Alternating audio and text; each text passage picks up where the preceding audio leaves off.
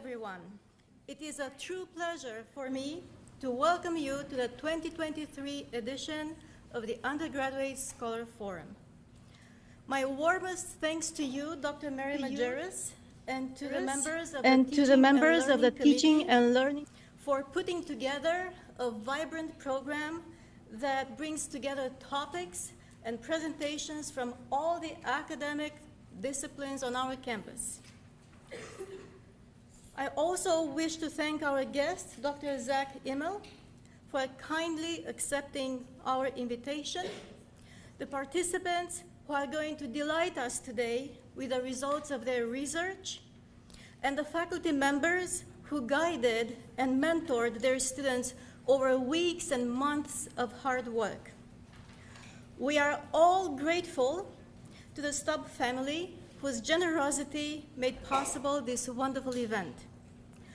We wouldn't have been here today if our predecessors hadn't engaged in exploration, discovery, and innovation. It is our turn to expand the body of knowledge, share our ideas, and be active members of a community of learners, thinkers, and researchers. Knowledge is power, the power to build better lives, better communities, and a better world. Last weekend, we celebrated our alumni. In 23 days, we will be celebrating our 2023 graduates. But today, dear students, is your day. We are celebrating the result of your intellectual curiosity, hard work, grit, and dedication. We are proud of you and looking forward to learning from you. And now I will turn to Dr. Mary Majerus. Thank you, Ingrid. Welcome, everyone. It's a pleasure to have you all here today. I hope you're excited. Yes, yes, come on. You've all worked hard. Let's go. Wonderful work, wonderful work. All right. It is my distinct pleasure to have the honor of introducing our speaker this morning, Dr. Zach Immel. Dr. Immel earned his BA in Psychology and Religious Studies from none other than Westminster College in 2001, where he also served in the Skulls of Seven and was a member of Delta Tau Delta fraternity. He earned his MA in Counseling Psychology from the University of Missouri in 2003 and his PhD in Counseling Psychology from the University of Wisconsin-Madison in 2009. Following the completion of his PhD in 2009, he spent his next 2 years in Seattle, Washington, where he earned an APA accredited psychology fellowship with the VA Puget Sound Healthcare System. Dr. Immel currently serves as an assistant professor with the Counseling Psychology program in the Department of Educational Psychology at the University of Utah, and also holds an adjunct assistant professor position in the Department of Psychiatry. He is co-founder and chief science officer at Listen.io, a technology company focused on using artificial intelligence to assess and improve psychotherapy practices. He is the author of more than 100 scientific publications, with recent ones including Identifying Therapist and Client Persona for Therapeutic Alliance Estimation, Improving the Prediction of Therapist Behaviors in Addiction Counseling by Exploiting Class Confusions, and Untangling the Alliance Outcome Correlation, Exploring the Relative Importance of Therapist and Patient Variability in the Alliance. That last article has been cited over 1,100 times. Dr. Immel's work has been funded by the National Science Foundation, the National Institute of Mental Health, the National Institute on Drug Abuse, the National Institute on Alcoholism and Alcohol Abuse, Patient-Centered Outcomes Research Institute, the John Templeton Foundation, and the Casey Foundation. I'm now taking a breath. He is co-author of a primary psychotherapy text, The Great Psychotherapy Debate, The Evidence for What Makes Psychotherapy Work. That offers a comprehensive review of the evidence for the effectiveness of psychotherapy. It has been translated into multiple languages and cited more than 3,000 times. His recent additional awards include being named a 2017 Presidential Scholar, a 2015 University of Utah Faculty Fellow, an Outstanding Research and Scholarship Award, an Early Career Award from the APA Foundation, and an Excellence in Teaching Award. Dr. Imel has presented numerous times, both nationally and internationally. While I could go on more with details regarding the distinguished honors and amazing work Dr. Imel has done, I know we are all here to learn from Dr. Imel himself. So please join me in giving a warm Westminster welcome to our incredibly accomplished speaker and Westminster alumnus, Dr. Zach Imel.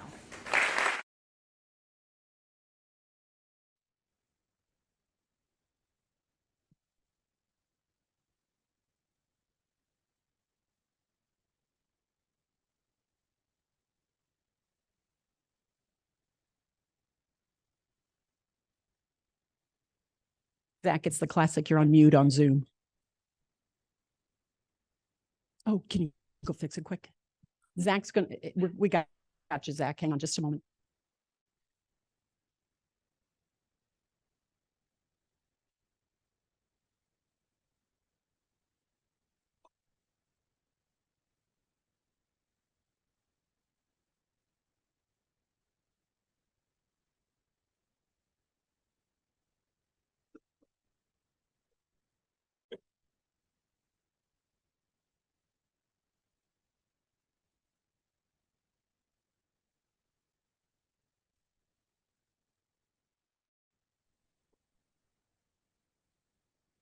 Thanks for your patience. All right, can you hear me now?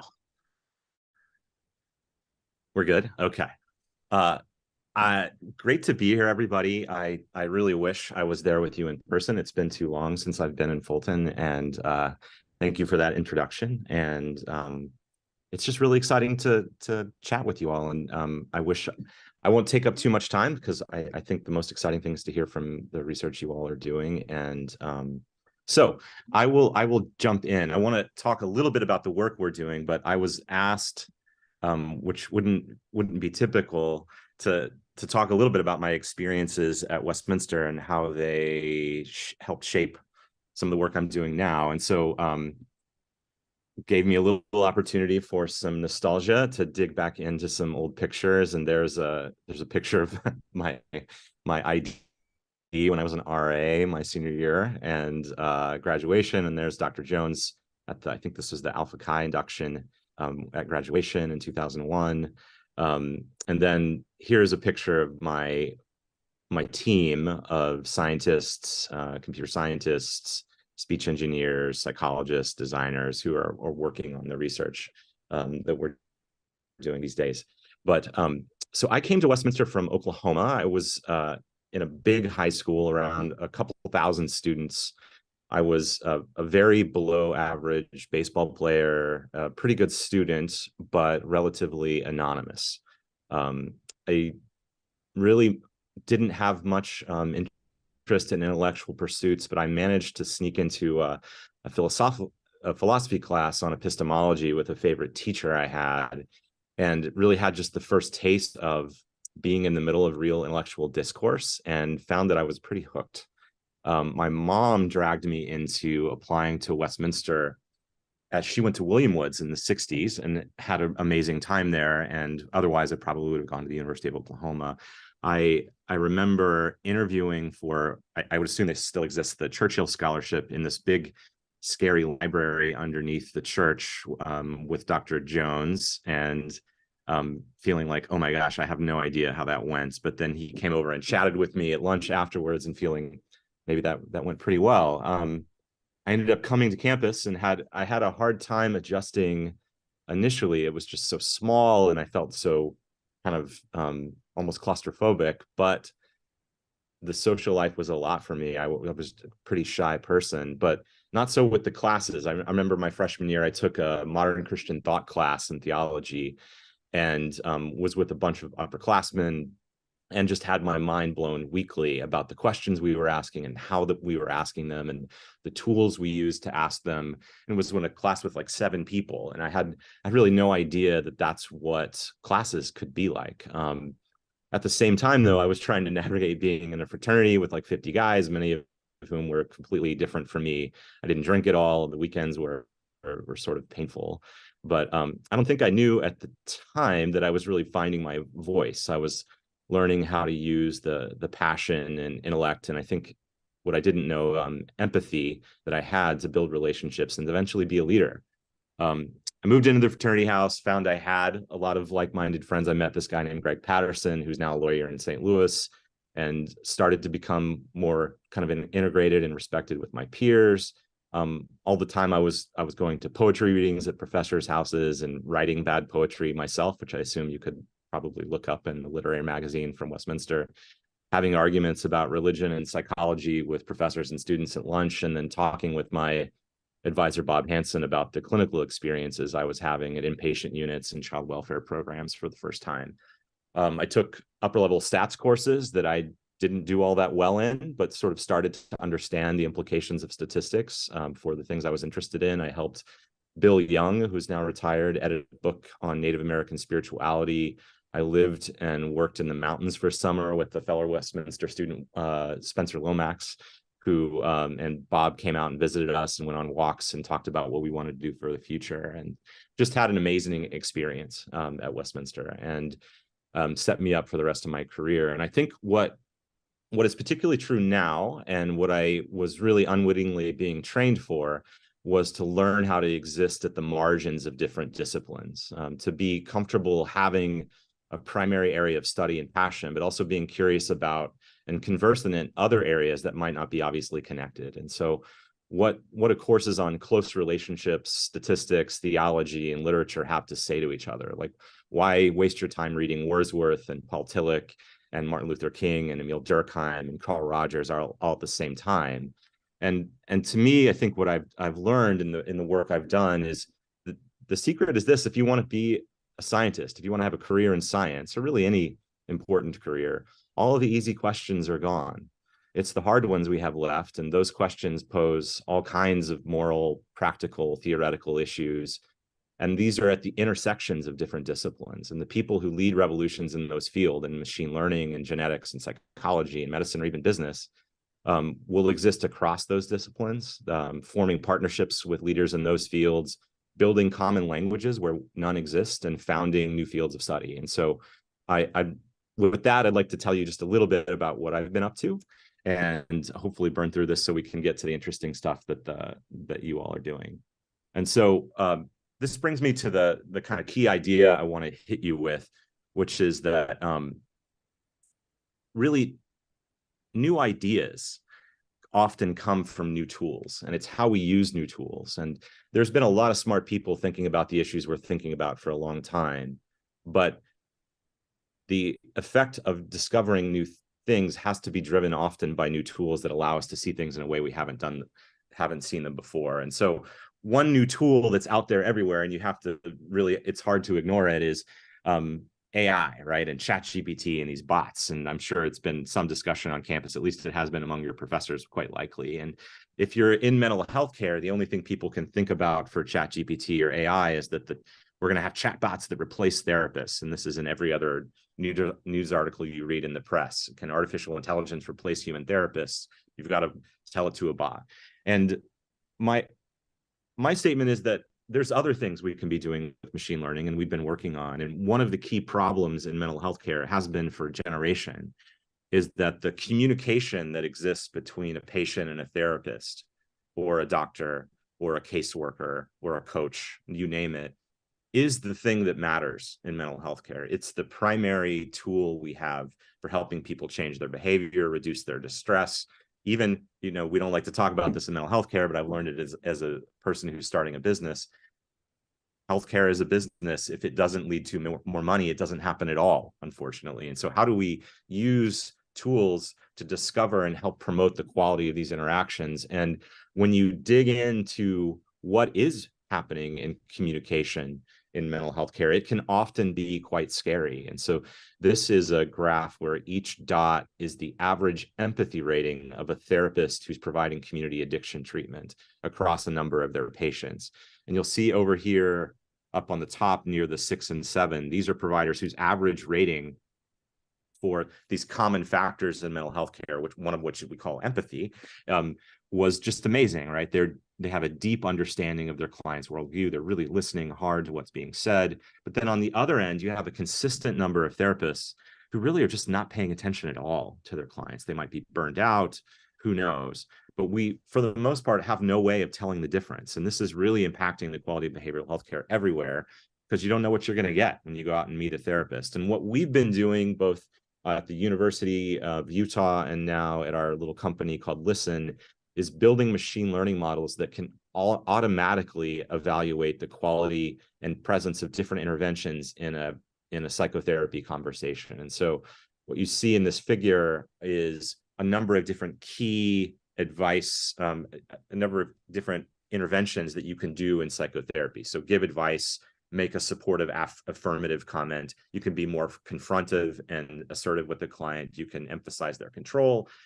You can do a reflection, which is a way of repeating back to a client what you understand them saying. And what we've done is had humans label millions of these statements over time, and poor graduate students have lost years of their lives to doing this, and then used modern machine learning tools to replicate that human judgment. So we can then automatically take an audio file from a conversation and rate it for all of these key interventions. So we can then use those sorts of techniques to do really interesting things. And so what this graph shows is it's a color-coded representation of how empathic a therapist is being throughout an entire conversation. And so the conversation is going over time. The deep blue comments are considered less empathic moments, right? So this is a moment in the session where the therapist is doing more of just an assessment of what's happening. And then the lighter, kind of more yellow-green moments are times when the therapist is being more empathic. And this is automatically generated from an algorithm that is happening in the back end behind the therapy. And so what we are starting to do now is embed some of these artificial intelligence based metrics into a session. And so we can label, here's a therapist statement, what were they doing? What types of interventions we're making? We can provide that really quickly for each session, so it can be used for therapists to self-reflect and be used in supervision, things like that. And so we're starting to now use this just as an example that's more concrete in online education of providers. And if any of you have ever done any online kind of LMS tool, often it's basically just slides and written content. Maybe you get some lectures and role plays that you can watch. Maybe you take a quiz to see if you've done the content, and the outcomes are like, did you access the content? Did you get any of this knowledge via a quiz? But there's really nothing that allows you to practice getting better at the core skill, particularly in psychotherapy. Well, how do we train everything else, right? Well, we practice a lot. We get feedback, lots of it. And then we identify small, tiny components of the thing we want to learn, and we practice those repeatedly.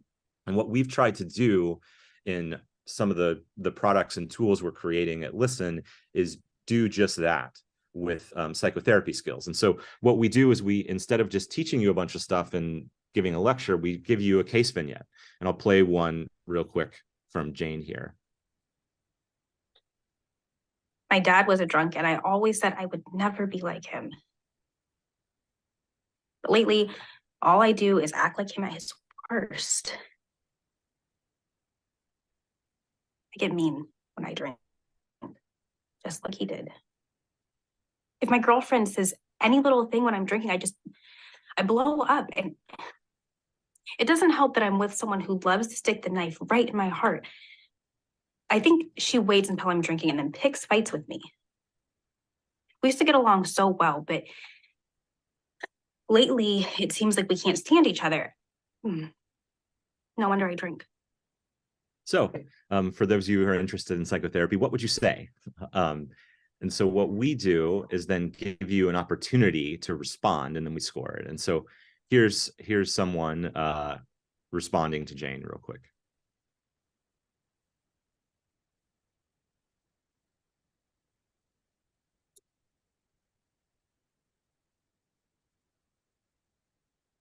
So when you drink a lot, it impairs how your brain works. It makes your prefrontal cortex, like that part of your brain up in the front of your head, work less effectively.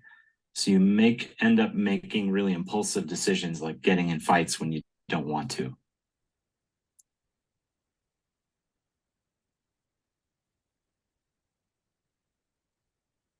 So what this is, a perfectly decent explanation at a high level of how the brain works related to using substances. It's also probably not the most effective intervention to use with someone that you're doing substance use counseling with in the beginning.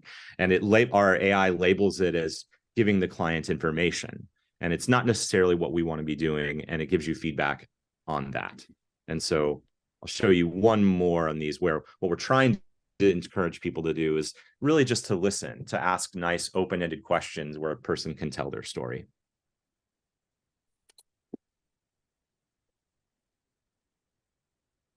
Tell me more about how this has affected your relationship.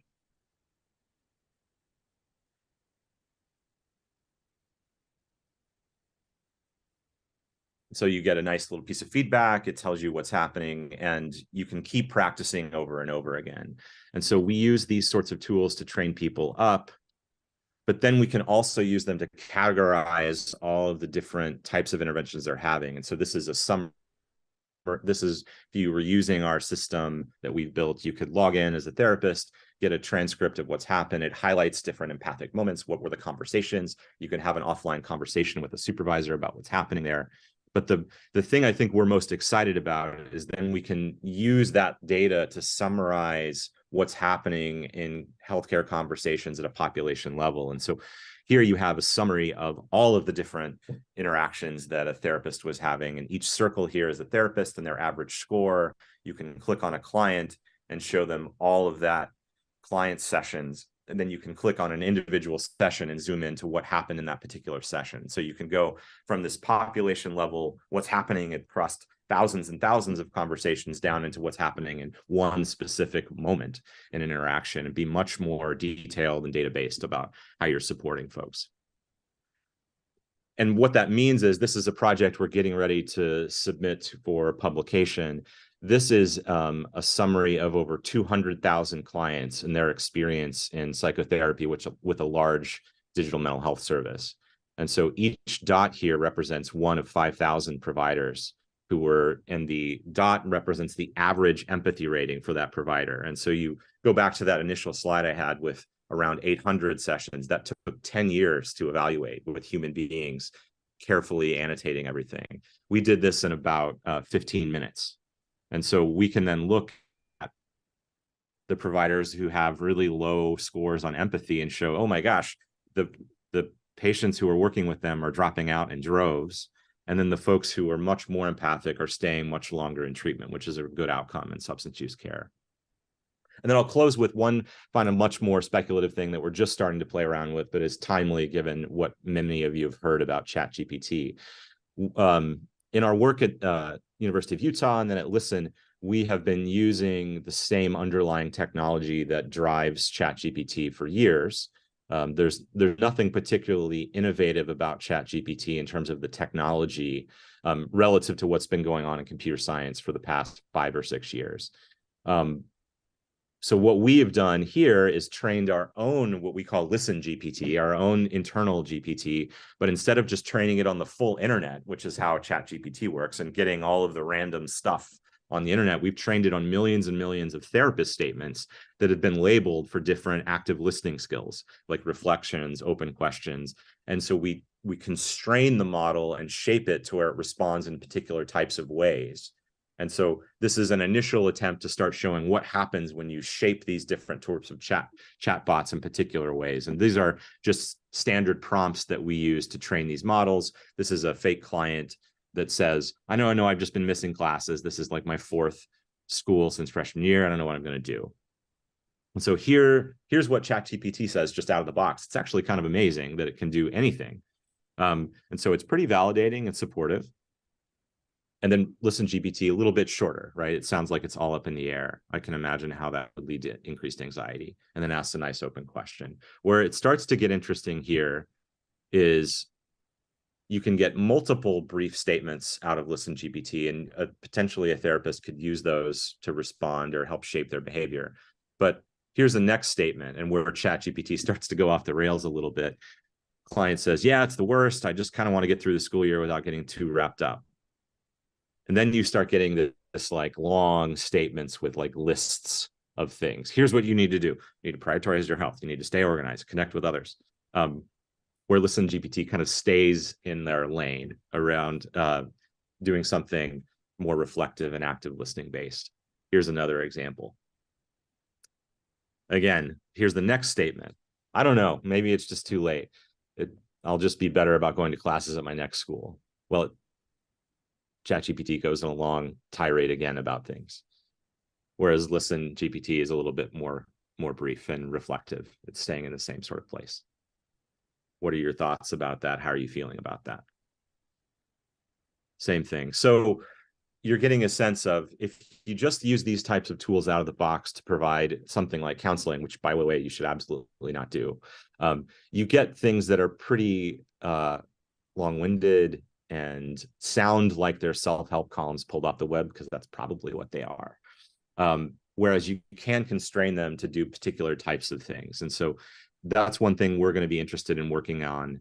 How do we start to use these tools to not just evaluate what's happening after a session, but maybe also support what a therapist is doing in real time?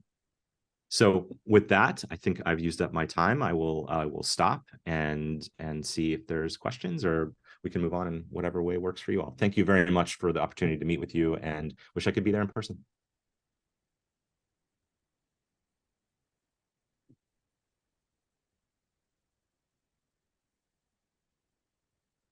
To take questions for Dr. Mel. So if you want to stand up and ask your question or come down to the front, we'd appreciate, I'm sure Zach would be happy to answer any questions you have. We now have a roll.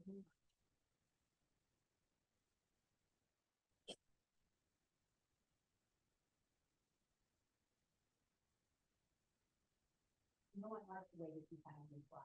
So come on. Oh, here we go.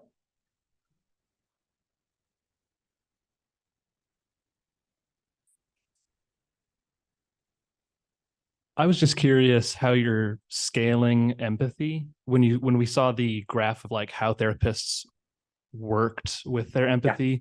We saw poor, fair, good, and great. I was just wondering what that really meant. Yeah, great question. Yeah.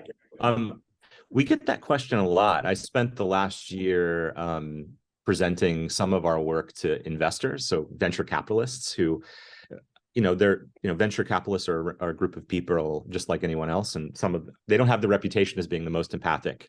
Although some of them can be, but they ask regularly, well, how do you measure empathy? Is that even something you can measure? And it turns out measuring obscure constructs is what psychologists do for a living. We define them and try and measure them reliability and do psychometrics and statistics on how we measure them. And so in terms of empathy, there is a pretty well-established scales, more than one actually, but the one we use defines empathy as essentially how hard the therapist in this case was trying to understand. So it's very behavioral. Right. There are some definitions of empathy that are much more about emotional resonance, like how much do I just feel what you're feeling? In psychotherapy, that might be a prerequisite of empathy, but it's not enough. You actually have to express that understanding to the person you're sitting with. And so a high thing on the scale of like 7 would be consistent pattern of working hard to understand how the client is feeling, making reflective statements, the stereotype being, it sounds like you're feeling sad, something like that, but better, versus barely making those attempts at all. Maybe the stereotype there might be more Dr. Phil-ish, where you're just kind of lecturing at someone and ignoring their perspective and feelings. Thank you for that. Who else? Other questions?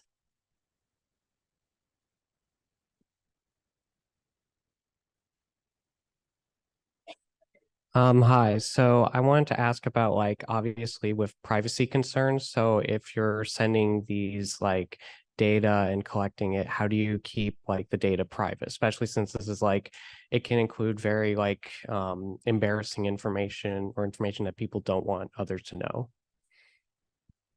Absolutely. It's a huge issue, not just in our work, but in digital mental health care directly. And there's been some pretty awful examples of how some of those companies have, sold data to large social media companies that you've heard of and things like that. And so at least our perspective on that is that how that data gets shared, if with us at all, is up to the customer. And that's usually the healthcare organization we're working with. Clients have to consent to all of this, right? And so this isn't happening in the background without people's awareness. And so clients can either opt in or opt out of this. Then we do a variety of things after that's occurred. We are built around a sort of HIPAA compliant environment where everything is encrypted in transit and at rest. We do automated de-identification algorithms where we strip audio recordings and transcripts of things that are identifiable, names, ages, locations, dates, things like that. Then we also have automated programs for deleting sessions, things like that. But there is, I think, one thing that's important in research and in things like this is there is some risk, right? And I think if you aren't transparent about that, then you can be misleading to your participants and the people who are agreeing to work with you. And the question is really, does the risk outweigh the benefit, right? And do we think we're doing enough particular specific steps to make that risk low? Or we, for example, contract with an auditing firm annually who goes in and reviews all of our technology and control processes and security controls to make sure that we're doing what we should be doing, but that there's some benefit that could be actually given to the client. And so one of the arguments we've made is, what is the effect on the healthcare system of having the practice of mental health care being completely unobserved? And I think the costs are pretty manifold, and they end up hurting patients, their families, pretty dramatically because everything is not observed. And the only way to really open that up and make it more transparent and helpful is by having the right people give feedback and listen to it. And so mental health care should be private, it should be secure, but it shouldn't be a secret from the other professionals. And so I think that's one norm we're trying to address, but it's absolutely a critical consideration. Thank you. Sounds like there's a good attention to the care of the patient, but also their personal safety too. Other questions?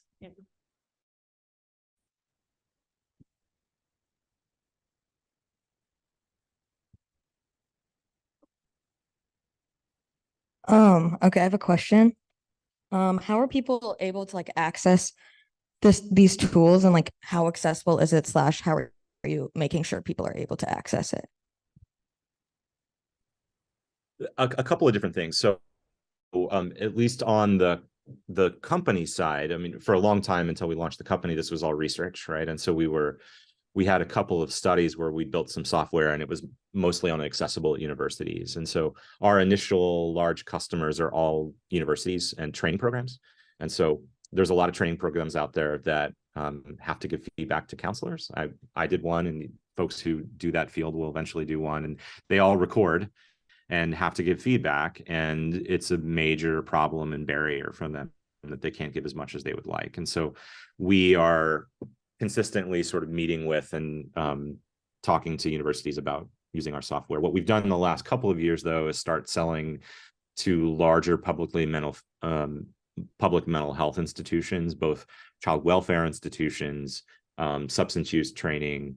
The reason I'm not in Missouri right now is I'm at the American Association of Suicidology conference. We are doing some focused work on helping improve the quality of services for 988. So there could be an option where a lot of the 988 calls with caller consent are recorded now for quality assurance purposes. But the problem is there's millions of those calls that happen. And so of the millions of calls, maybe 0.5% are ever listened to. And that leads to an extreme variability in the quality of counseling that you could experience if someone or you yourself is in a crisis and call 988. And so we're working to be integrated in the back end with various 988 centers so we can give feedback to therapists on how they're doing. And so we're slowly kind of working throughout different parts of the healthcare system where it makes sense. Other questions?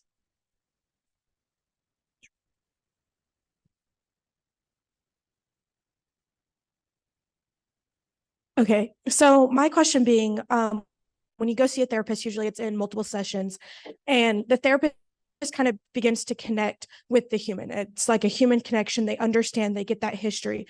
So with this like chat GBT thing that you guys are coming out with, how are you establishing that human connection, and are they able to understand and get that patient's history from that?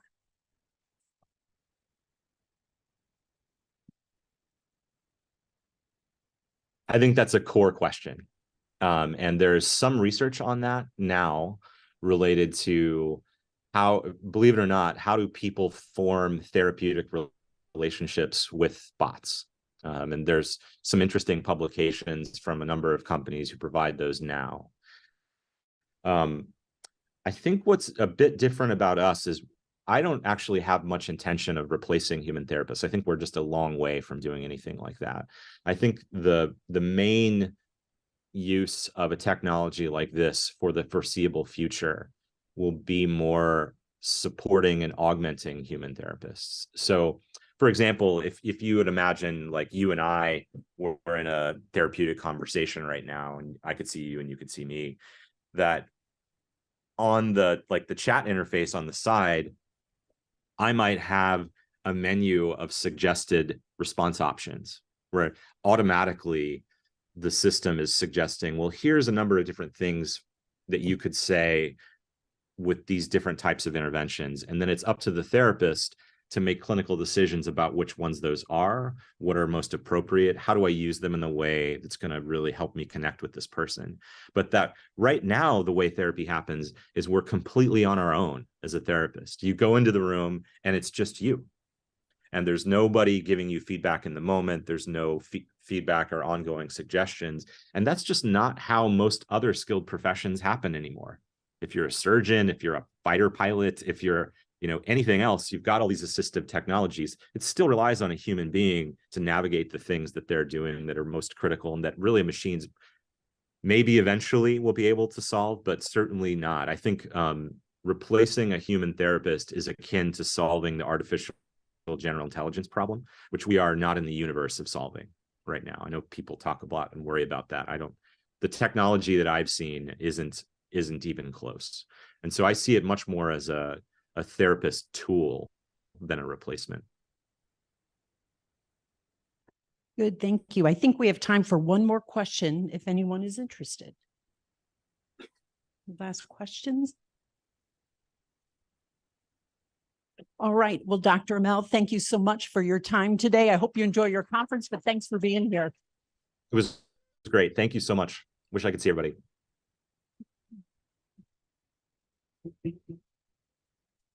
All right. So next we have, I would like to introduce for these following students to come up and join us this morning, our student presenters, Becca Zeil, Zoe Merkel, and Riley Heidlinger. Becca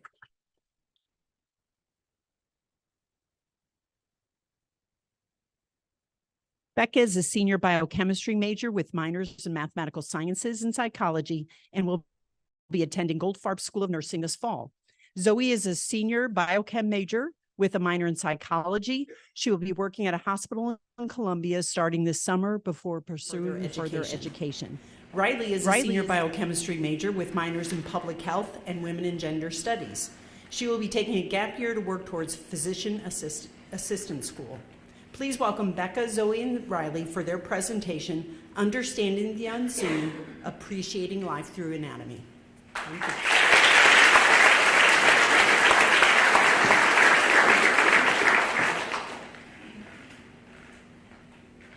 Thank you, Dr. Majerus, for that kind introduction. As some of you may know, Westminster's biology department has the opportunity to be gifted 2 human university each year that we From this, we learn a lot about the human body and ourselves. We all completed human anatomy our junior year, and we were so excited to participate in gross anatomy this past fall, and a little nervous. This fall, Zoe, Riley, and I completed a full cadaveric dissection. The human body is immensely complex. So how do you know what someone's life was like if you didn't know them while they were alive? You don't. But as gross anatomy students, we were given a glimpse into our donors' lives through dissection. With just 2 human donors, we revealed cardiovascular disease, polycystic kidney disease, and severe scoliosis. We got to see what kept them alive and what may have ended their lives. We got to see the manifestation of disease up close. While diseases do not define a person, disease can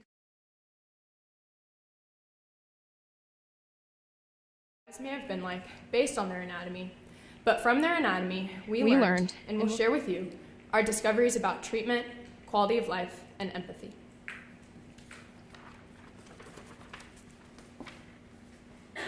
So we will start with cardiovascular disease and what it is. Cardiovascular disease is a broadly defined term that characterizes a group of disorders that affect the heart and blood vessels. While the development of cardiovascular disease is different in every case, atherosclerosis, or the deposition of fatty plaque on the walls of the arteries, is the most important common denominator in most cardiovascular diseases. Atherosclerotic cardiovascular disease can lead to many different types of cardiovascular disease, and it puts an individual at risk of a deadly cardiac condition. One such condition that will be discussed in relation to our findings is heart failure, which occurs when the heart cannot pump blood properly. Heart failure is also sometimes characterized by cardiomegaly, which is an enlarged heart. In the male donor, we saw the anatomical presentation of cardiovascular disease and the plaque buildup throughout all regions of his body. The buildup of plaque causes stenosis, or the narrowing of the artery, which you can see on the top right picture. This narrowing reduces blood flow to tissues, and we saw the effect that this reduced blood flow had on the heart. In cases like these, the heart has to overcompensate for the lack of blood flow by pumping harder and faster, which causes the muscles to thicken.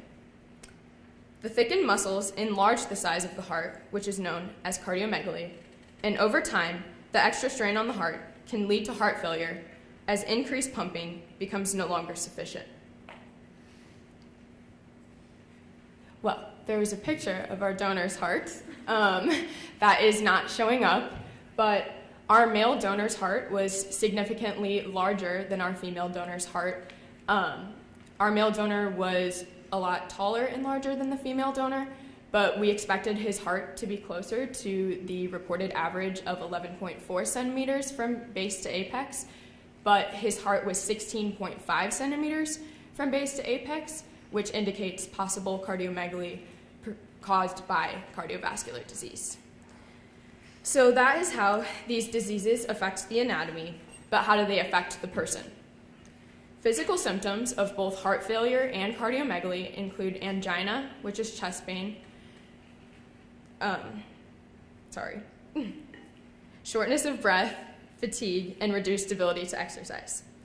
That is only a summarized list, as every individual may have a specific set of symptoms that they personally experience.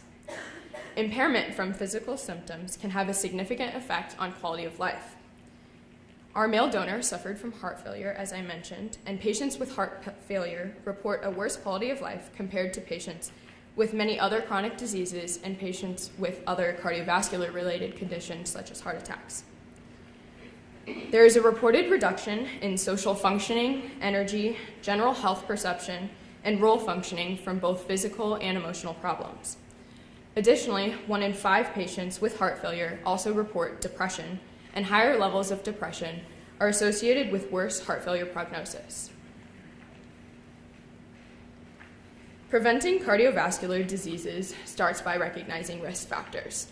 Some of the most important risk factors include dyslipidemia, which is elevated levels of cholesterol or fats in the blood, smoking, high blood pressure, diabetes, and abdominal obesity.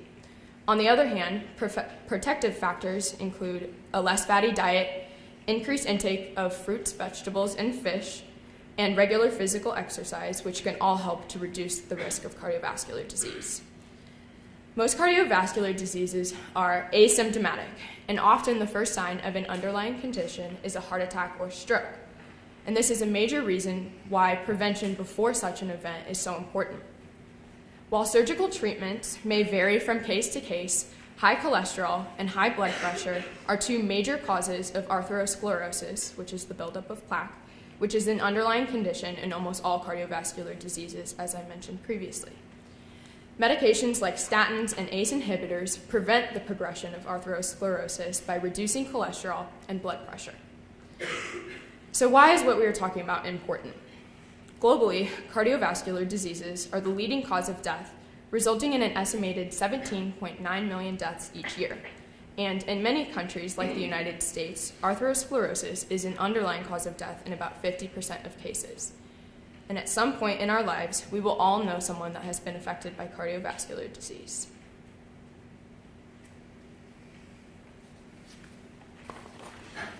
Another condition that was prevalent in our male donor was polycystic kidney disease. Before diving into this disease, there's a couple terms that are important to understand. That first term being renal, which is another term for the kidney. And then the term cysts is an abnormal growth that's often filled with fluid. Nephrons are the functional unit of the kidney that does its job, and dialysis is a common treatment used for end-stage renal failure.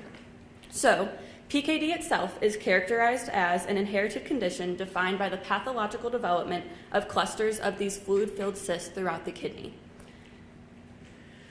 And throughout the kidneys, leading to an organ enlargement and chronic kidney disease. But why is damage to the kidneys troublesome?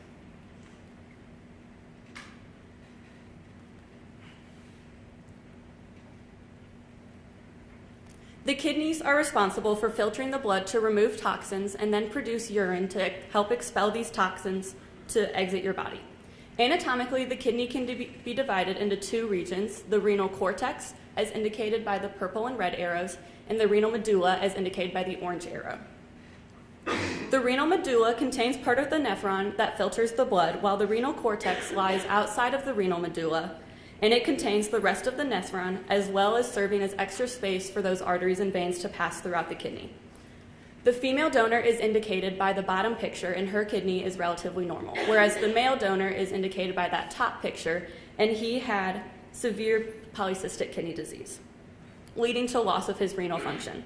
As you can see in the image, only about 10% of his kidney contains functional space, and this functional space must serve as both the renal cortex and medulla. This loss of functional space is due to PKD being characterized by the massive renal enlargement and secondary to that cyst growth. Looking at the quality of life in those with PKD, it's hard to classify because there is a range of severities for PKD. Statistics show that less than half of the people who have PKD in their life are diagnosed and know that they have it during their life. So for many, the mild symptoms of pain, sleep disturbance, heartburn, and fever are attributed to a variety of different illnesses, but in reality, it's the underlying symptoms of PKD.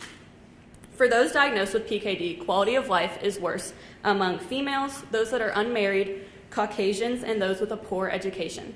In severe cases, PKD can cause chronic pain, early satiety, and breathing issues. Research also shows that PKD and depression are positively correlated, with about 60% of people who know they have PKD also having depression, showing the true mental toll that PKD can have.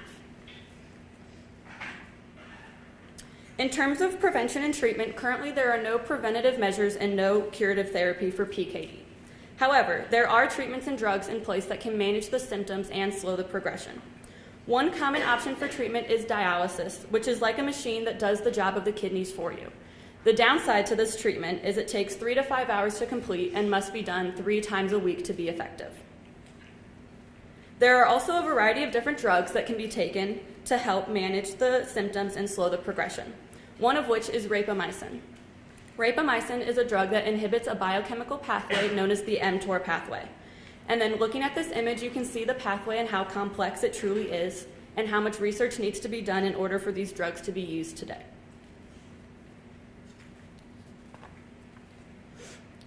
Both cardiovascular disease and polycystic kidney disease was prevalent in our male donor, and these two conditions combined is not a coincidence. The heart and the kidneys work together to deliver clean, oxygenated blood to your tissues. So disease within the kidneys has associations with accelerated cardiovascular disease. The male donor also had severe plaque buildup, as Zoe mentioned, and this is a strong indicator of mortality by cardiovascular disease in relation to his kidney disease.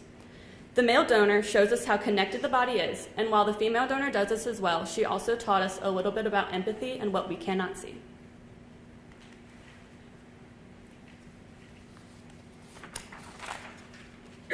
The last condition that we observed in our female donor is scoliosis. Scoliosis is known to affect 2 to 3% of the population and is an abnormal lateral curvature of the spine. Most often diagnosed in childhood or early adolescence.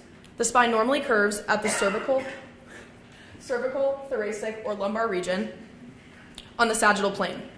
Scoliosis is onset at the age of 10 to 15 years old, and this abnormal curvature is divided into categories based on age, like infant, adolescent, and adult. Treatment for scoliosis is determined through the curve diagnosis. A curve is considered significant if it is greater than 25 degrees to 30 degrees, and considered severe if it's greater than 45 degrees to 50 degrees. Our female donor's scoliosis was considered severe since her curvature was measured and estimated to be 70 degrees, which is more curved than the picture you saw on the previous slide. Due to the severity of her curve, it was most likely difficult for her to breathe with pressure being added to her lungs, and she was most likely immobile due to the fact that her leg muscles were extremely small from potential lack of use. For quality of life linked to scoliosis, there are obvious visible symptoms, such as leaning to one side, shoulders sitting at different heights, which could result in low self-esteem and a negative body image. In regard to body image, scoliosis is known to have breakthrough with braces, but they can be uncomfortable and unflattering. Lastly, another option is spinal fusion surgery, which can be physically and mentally draining, which could also lead to periods of isolation due to healing time. Since all these things can form from scoliosis, it links back to what both Becca and Zoe mentioned within theirs, with an increased risk for depression. There are currently no known prevention methods for scoliosis, and in order to prepare for treatment options, we must look again at spinal maturity, especially in infants and adolescents, since doctors may examine and observe the rate of their scoliosis every 4 to 6 months, along with the degree and extent of curvature to know if it will be listed under significant or severe cases. It's also important to note the location of the curve if it's once again in the cervical, thoracic, or lumbar region, and if their case of scoliosis will progress throughout their lifetime. For adults suffering from scoliosis, x-rays are recommended once every 5 years unless their symptoms rapidly progress. From these options of suffering with scoliosis, there are observation, bracing, or surgery. Hearing the pain and overall anatomical issues with scoliosis that our female donor may have had contraception in place due to wanting to prevent pregnancy with the severe lifelong disease that she suffered from. IUD stands for intrauterine device and is placed inside of the uterus. The job of an IUD is to prevent pregnancy by the top part of the T, which contains a progesterone hormone, which flows naturally through the stem. Progesterones are a synthetic version of progesterone, which is a hormone that occurs naturally in the body. In our female donor, she had left her IUD, the safety coil 33SN, for almost 40 years. Since the type that was placed in her uterus had stopped being made in the mid to early 80s. Not having your choice of contraceptives removed and observed regularly can be very dangerous, since when the IUD was discovered in our female donor, it had been embedded in her uterine wall. This luckily didn't happen within our female donor, but leaving these in can also result in the IUD pushing its way out of the uterine wall and wrapping itself around the sigmoid colon or the duodenum, resulting in bowel issues. We are unsure why she left it in this long, but it gave us an insight into the importance of having them removed regularly, which is every 3 to 10 years with current types. So what do all these conditions have in common? From cardiovascular disease to polycystic kidney disease to scoliosis and even with IUDs, we found that depression is an underlying symptom for them all. While depression is not seen physically, it can truly be debilitating for those that are living with it. Better understanding depression and mental disorders in general can help those succeed in life. There are currently treatments for depression, including antidepressants and therapeutic measures, but understanding and recognizing depression still needs to be of utmost importance for those of all ages. Both of our donors were in the late stages of their lives and were most likely under geriatric care. There are many shortcomings in geriatric care in the United States, as it is underfunded and understaffed. Also, because of our healthcare system, many people do not even have access to the proper care they need, or they can't afford it. We see accessibility issues throughout rural areas of the U.S., which some of you may have seen in your own communities or even here in Fulton. Providing care for all in need is crucial for the future of healthcare. From our experience this past semester, we have all come one step closer to achieving that goal as future healthcare professionals. None of that would have been made possible without the opportunity we were given. With that, we would like to thank our donors for their immense generosity. Donating your body for the purpose of education is one of the most selfless acts a person can make. From our donors, not only have we learned about the human body, but we have also learned about the gift of giving and empathy. It's one thing to choose to donate your body to science, but another to be the family yearning for their closure. We'd like to extend our thankfulness to the donors' families as they grieved for their return as we were learning from them. They've greatly benefited our education and our futures. We'd also like to extend a special thank you to Dr. Holliday. Your ongoing efforts, compassion, and desire to see us succeed these last 2 years never went unnoticed. Another thank you to both Dr. Majerus and Dr. McRae for your constructive and honest feedback in order to give you this presentation today. Lastly, we'd like to thank the entire USF committee for the opportunity to be the opening session, and a thank you to the audience for having the desire to learn from us this morning and allowing us to share knowledge that we received from these two selfless donors.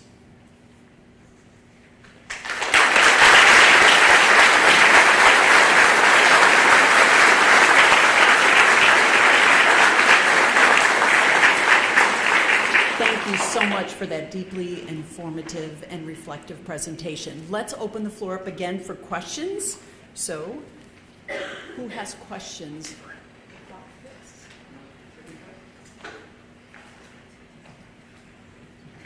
What was the hardest part of it for you guys? Like, just dissecting the cadaver in general.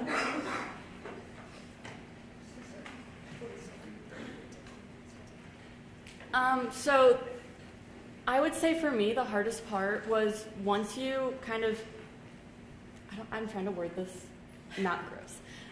So once you get through the first couple steps and it's less of a body and more of just organs, it's hard to remember that that's a human being that you're dissecting and kind of feeling that empathy piece, which is why a lot of the stuff that we found, including the IUD and the scoliosis, really brought us back to this was a human that was living a couple years ago. So I feel like that was the hardest part for me, just because sometimes I was like, I'm not going to go into detail. Anyway, so yeah, that was the hardest part. And it was also just very time-consuming process and just a lot of reflection. And I think personally, after every day, we spent hours and hours in the lab. After every time I came back, took a shower because, it doesn't smell best. But I would think just about what I learned today and how important it has been to my education and what an impact it made. So. Who else? Of course. I'm not going to step in. I'll make it up for it. This was so wonderful, you guys. Thank you. I'm curious, at what point did you decide to focus on mental health? Was that an objective at the beginning or somewhere in the middle of the project, or did you see this coming together at the end? So we obviously found like the main diagnosis of each donor, and so when we went to make the presentation and we had found the relation in depression and mental health between all of them, it hit home to also make it to tie into empathy, because going back to what Melina said, realizing like the conditions that they went through and then having to like put it on the screen and realize the symptoms and the pain that comes with it was a really hard thing to digest. And so tying in mental health was a big important piece for us because we felt exactly what they did whenever we discovered everything.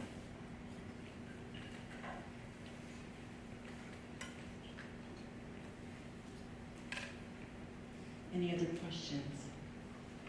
Thank you again. That was a great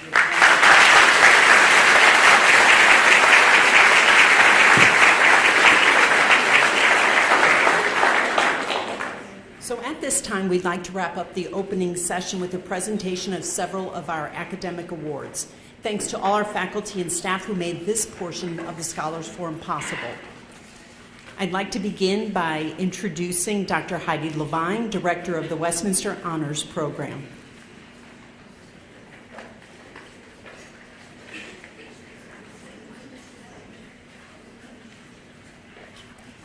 It's my great joy to work with the students in Westminster's Honors Program, which is a 4-year opportunity for highly motivated students to take interdisciplinary seminars to challenge themselves with an off-campus experience like an internship or studying abroad, and to do a senior thesis project, which is research-based and the results of which are being presented today on many of the panels that you'll see. Incidentally, if you're a first-year student who is interested in applying to join us next year, keep your eyes peeled for an email that will go out either later today or tomorrow. that gives detailed instructions on how to fill out the application. I hope that you'll want to join us. And faculty members, if you know of a gifted student who would benefit from being part of this cohort, I hope you'll recommend that they apply too. Today, we're going to honor students who are first-year students who applied as incoming freshmen and transfers. So if you wouldn't mind coming up here when I call your name to receive your fancy piece of paper. Natalie Benton.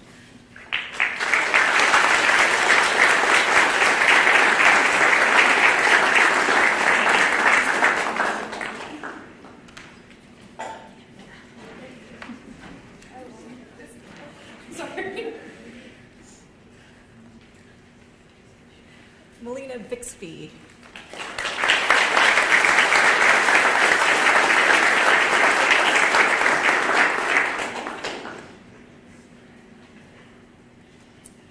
Hannah Brisley.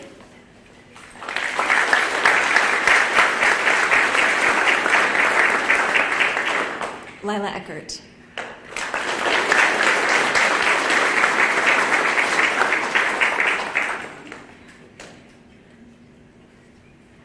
Emilia Hilsey.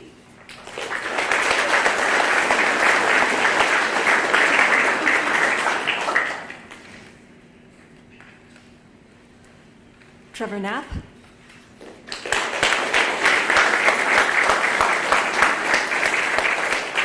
And Francois Moua.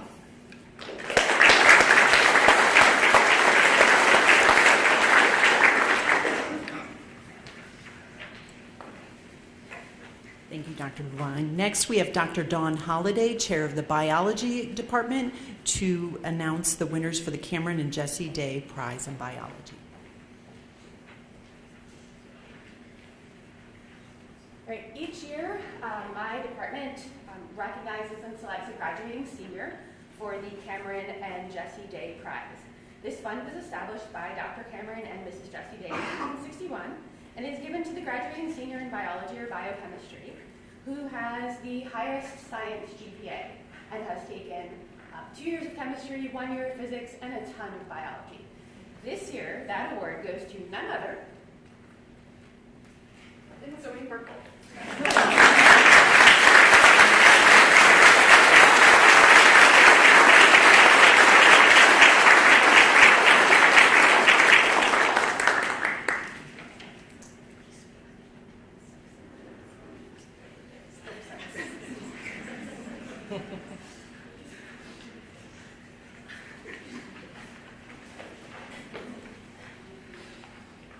Congratulations. And next we have Dr. Abby Coates, Chair of the Psychology Department, for the Margaret McDonald Yeager Psychology Award. The Margaret McDonald Yeager Psychology Award is given to a senior psychology major each year to recognize outstanding academic achievement and the promise of successful graduate work. The recipient demonstrates a strong interest in the discipline through conference presentations, internships, and thesis work.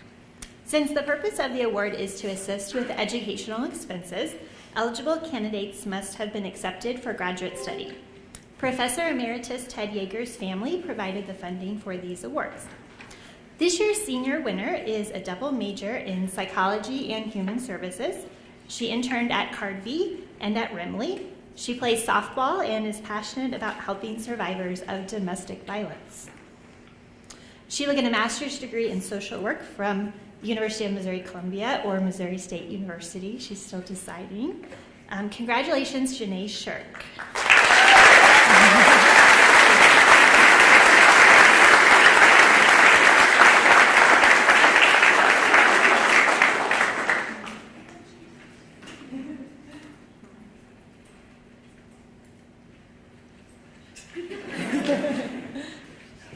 Okay, the Yeager Endowment also allows psychology juniors to be recognized for their early achievements in psychology.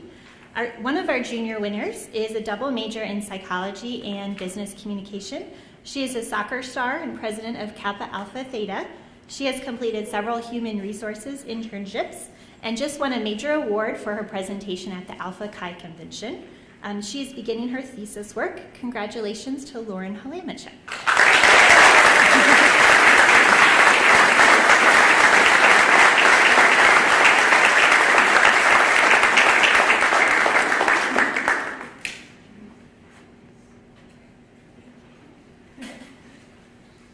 And our other junior winner this year is a minor in criminal justice in addition to her psychology major. She is active on the dance team. She has presented multiple research projects at psychology conferences. She plans to attend graduate school for developmental or clinical psychology and is also beginning her thesis work. Congratulations, Alyssa Hayes.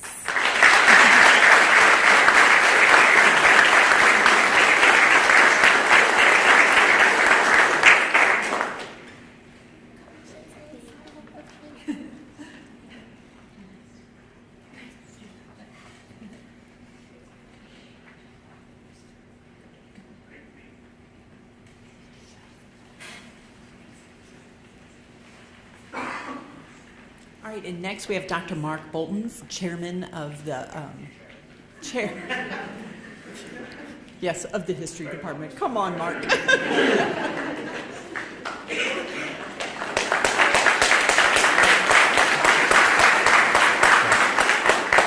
Thank you, Mary. I'm joined by my colleague, Dr. Heather McRae, the better half of the history department, to present our award this morning.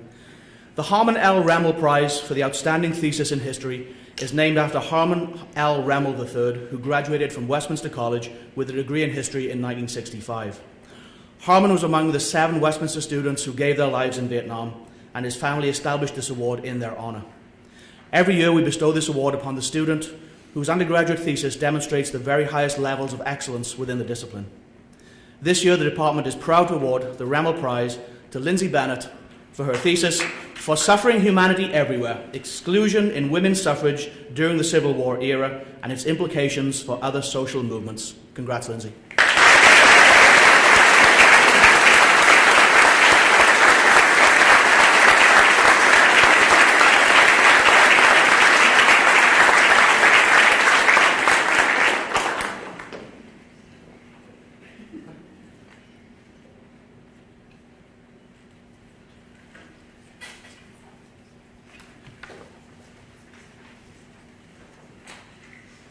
All right, and Jessie Reed, as coordinator of the Study Abroad program, has shared the following information for scholarships.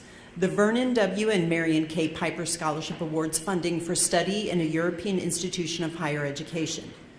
This year's recipients for the Vernon W. and Marion K. Piper Endowed Scholarship for Study Abroad go to, and would you stand up and be recognized, please, Mawina Robinson of St. Louis, who will study in Dijon, France at the University of Burgundy in their Center for International French Studies program for the coming academic year.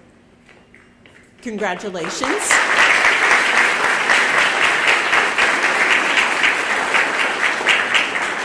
And the next award is to Jesus Vela, originally from Mexico City, who has been awarded the Crenshaw Scholarship to study at the University of Winchester for the coming academic year. Congratulations, Jesus.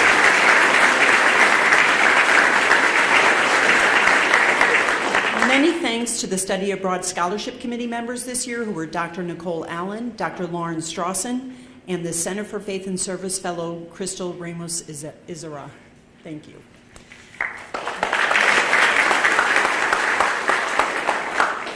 The Robert G. and Ruth H. Herber Scholarship for Classics, Philosophy, and Religious Studies has been recently awarded to Kirsten Rushing for the 2023 year. Kirsten cannot be here to accept this award today for very good reason, as they are currently studying abroad in Wales. Congratulations, Kirsten.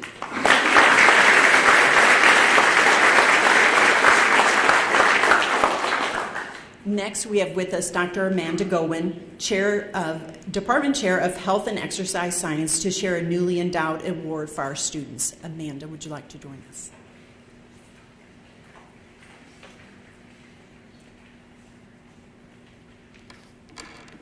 Okay, it is my honor to present the Dr. Therese A. Miller and Lawrence E. Miller Endowed Health and Exercise Science Award.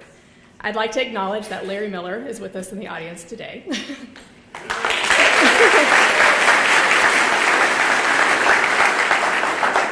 This is an annual award provided to a Westminster student whose health education programming, research, or community engagement efforts seek to advance public health and promote healthy lifestyles. Dr. Therese Miller was a professor and chair of the Health and Exercise Science Department You can still see her around campus as she continues to provide service to our campus for yoga classes and other health and exercise science courses. She has a passion for research, education, and community outreach program, and this award continues to acknowledge students that share that same passion to improving community health, both locally or globally.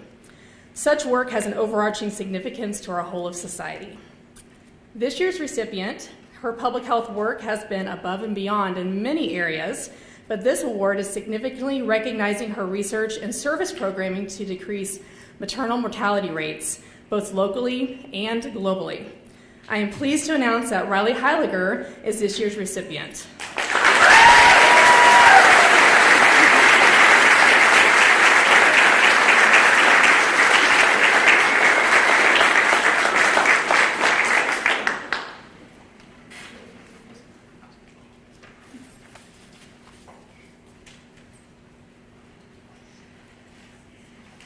It is my distinct pleasure to continue on with the awards for the Best Paper and Poster Award presentations for this year. Students, you will be pleased to know the Stubbs family are dedicated to providing awards for these winners, and I'd like to acknowledge Thad Stubbs from the family who is here with us today. Thad, thanks for being here. Faculty are aware it takes a committed effort to excellence, attention to deadlines and details, and individual bravery to submit your work for this type of review. On behalf of the committee, I want to congratulate all who submitted their work for the competition this year. The judges spent a significant amount of time discussing the papers and posters and determining the winners. So truly, congratulations to all who entered this year. The field was highly competitive, and I don't say that lightly. We will begin with the Best Recorded Poster. That award goes to Perceived Control in College Residential Spaces, Policy Framing as Potential Target for Improved Student Experiences by Marley Richardson.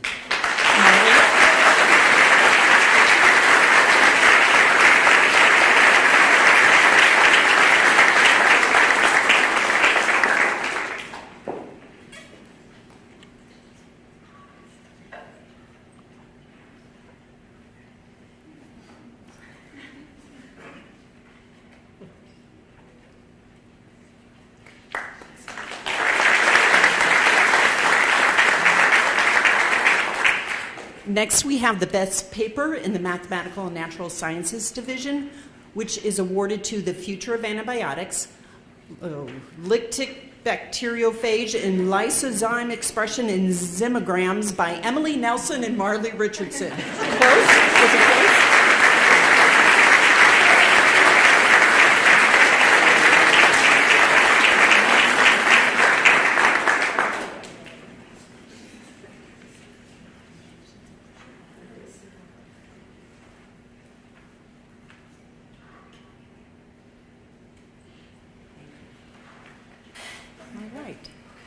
Next, we have the Best Paper Award in the Humanities Division, which goes to Resolving the Autonomous Weapons Accountability Gap by Blaine Rayvert.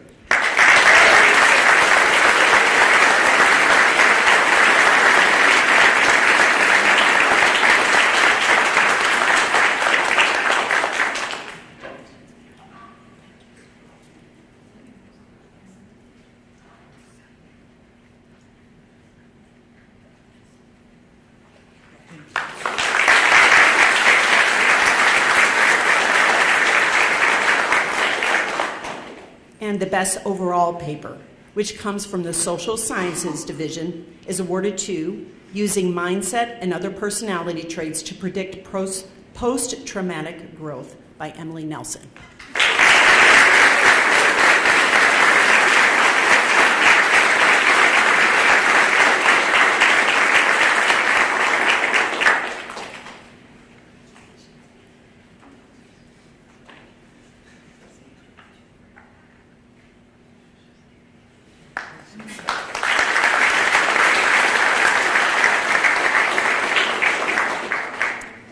The Committee for Teaching and Learning would like to thank all the students and faculty for their contributions to this annual event. You are what makes this event exceptional. I do want to especially highlight the participating seniors this year who lead academically in sharing their outstanding culminating work to the USF. Would the seniors please stand and be recognized?